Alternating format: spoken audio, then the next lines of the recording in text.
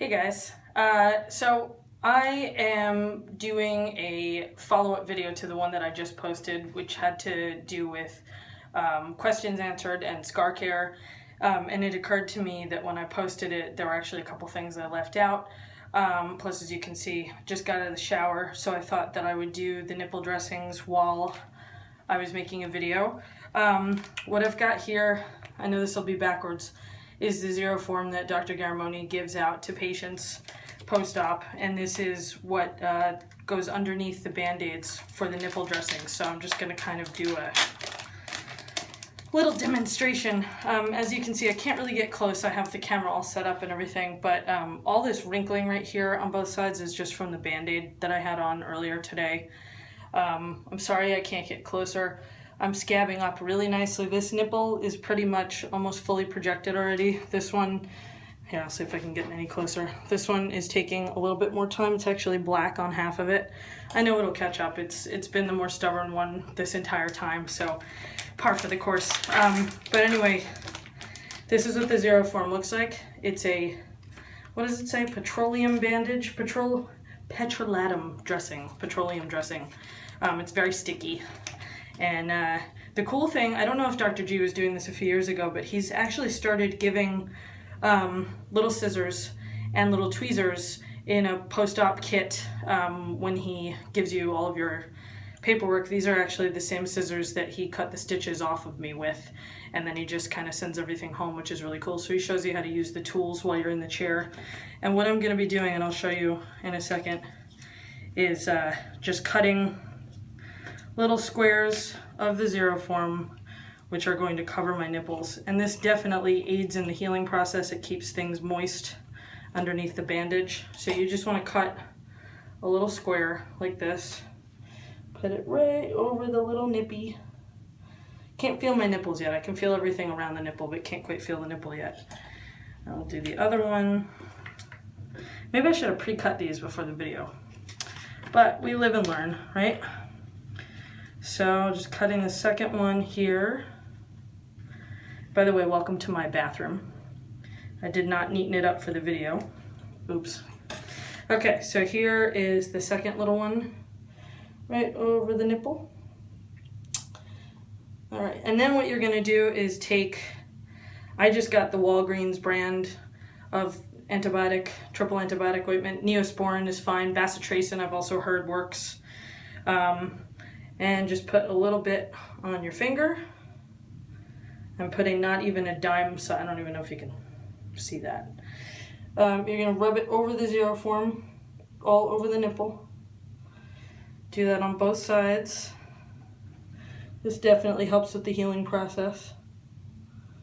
And then, on top of that, to make it pretty, this is also sometimes why I use gloves, because your fingers get really kind of goopy.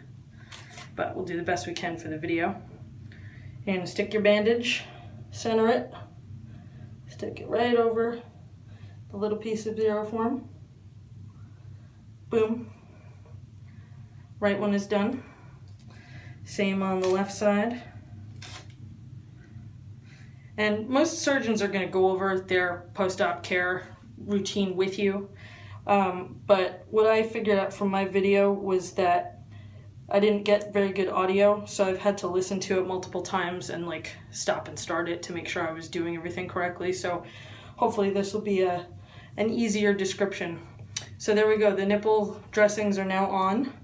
What I'm gonna do now is my scar care.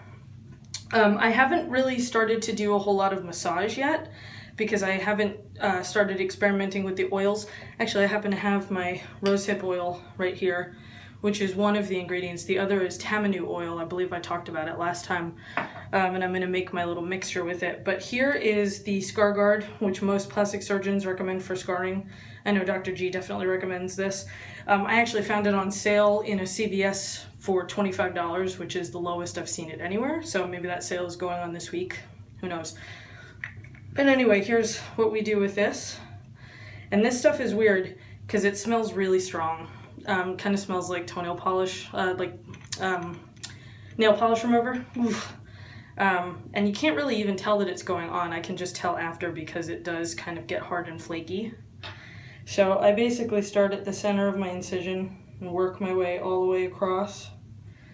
And I dip it a couple times on each side just to make sure that there's adequate coverage.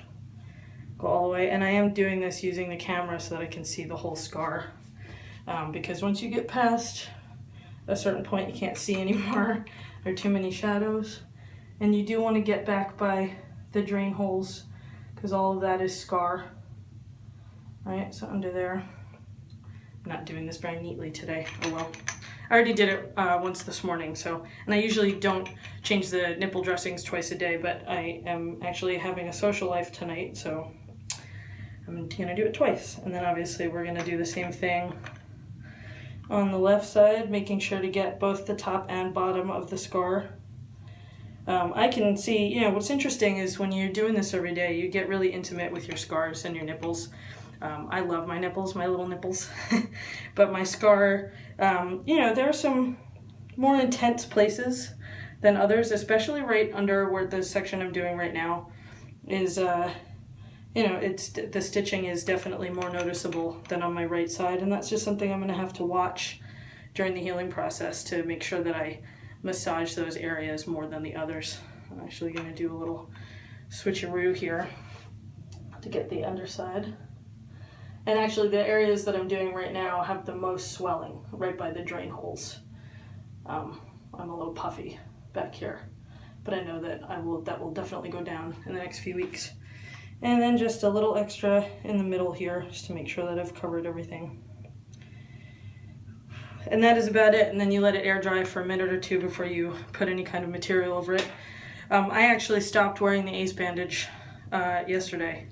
I had just had enough of it. I may go back to doing a little bit of compression at night, but I haven't really felt like I needed it, so that was that. One thing I did want to mention, when you get out of the shower and you pat yourself dry, what I found is a really easy solution to always making sure that you're patting your scars and nipples with a clean surface is about 3 sheets of paper towel. You leave them attached to each other, and you just wrap it around your torso and just hold it in place and then put your towel over it. That way the surface that's actually touching your scars is clean. Provided you haven't dropped your paper towels on the floor, or, you know, they have dog hair on them or something like that, you obviously want to use clean towels. And also what I've found really helpful too is to towel dry your hair before you do any of this, so that you don't then have all your wet hair dripping onto your dry chest before you're going to put stuff on it. So that may seem like common sense. I didn't think about it for the first few days, and then I have my routine going now, so it feels a lot better. So yeah, I think that's about it for today. Things are healing really, really well. I'm almost to 3 weeks. Today is Friday, and this coming Monday will be 3 weeks post-op. So I'm looking forward to starting my little massage here. Feels really good, no swelling up here. There's still a little swelling in here under the arms, but I'm super happy with my results. I hope you guys have enjoyed this video, and thanks for watching all of my other ones. I will be doing another video this coming week. I'm going to talk about the whole experience of going to Dr. Garamoni and staying at New Beginnings Retreat, so stay tuned for that one. And like I said before, feel free to comment with any questions or tweet me at Butch G Bender, and I will see you guys soon. Thanks. Bye.